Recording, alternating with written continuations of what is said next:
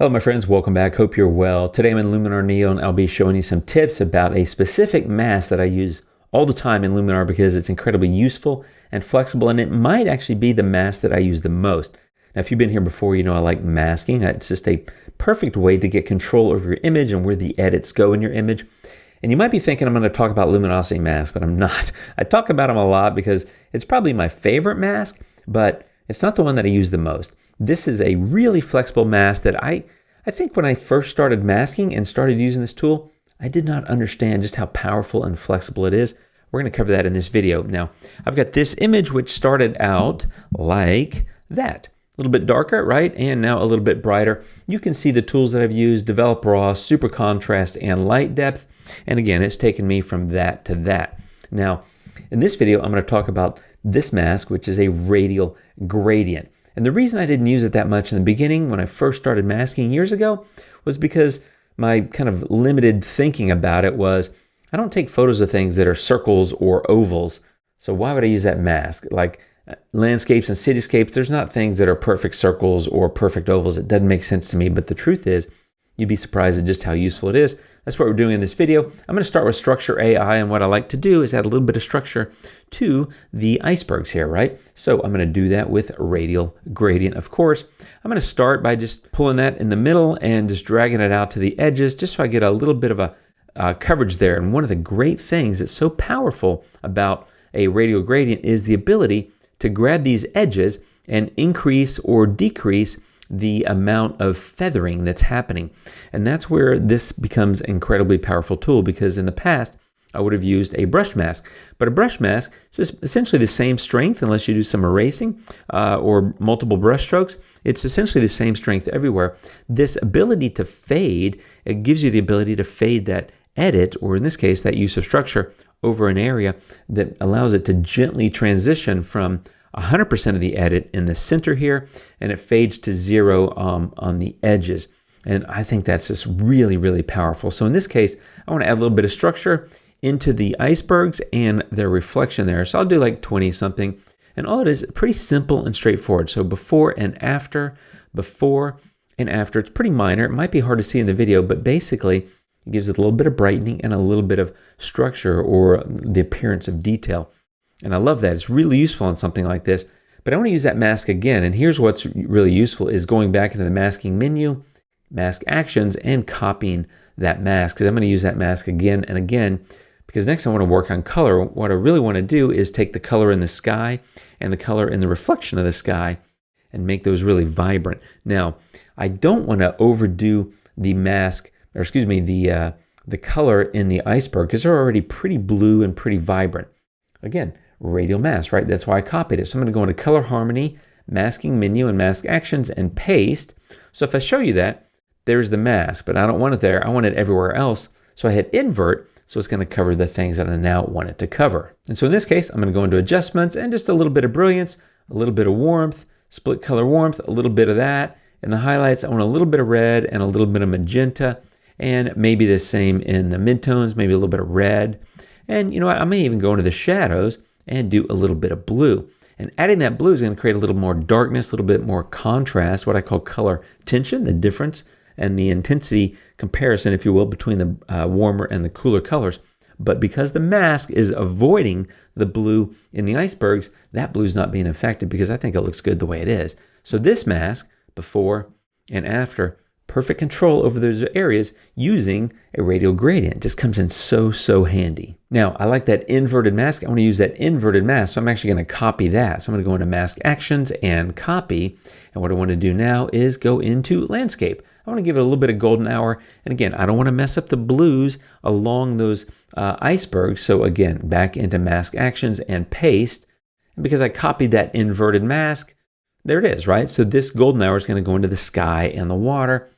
Adjustments, golden hour, just a little bit of warmth there. And it just gives me a nice little bit of warmth in the sky and in the reflection. Again, using that radial gradient, so much power and so much control.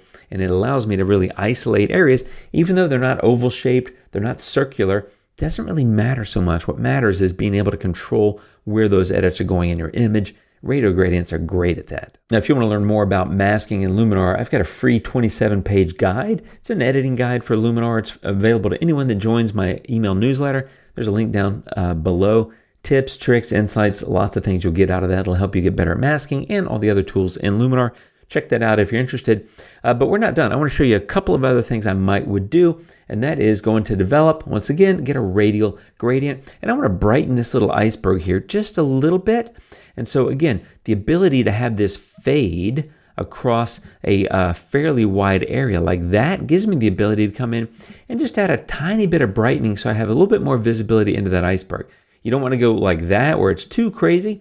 Just a nice little blend, like, you know, maybe a half a stop or so, just gives me a nice little pop of light there before and after. I'm going to go back into masking. I'm going to do the same thing on this one because it's a little bit dark. And so again, you can adjust this mask to give you a nice fade into the areas where you want it and back up. And there you go, a little bit brighter in that area before and after. That radial mask is really helping me just kind of control my edit into the areas that I want it to go. And there's only one more thing I want to do, and I'm going to use a radial mask for this as well, and that is I'm going to go back into Develop, Mask, and Paste. So there we go. Let me hit Show. I had still, in my clipboard, if you will, I still had a copied version of that inverted mask. So I'm covering sky and foreground, and all I want to do here is slightly lift the shadows because I feel like the foreground's a little bit dark. Not a lot of shadow in the sky, so it's not really impacting that, and maybe pull down the highlights a little bit just in case, and maybe even slightly tweak the exposure.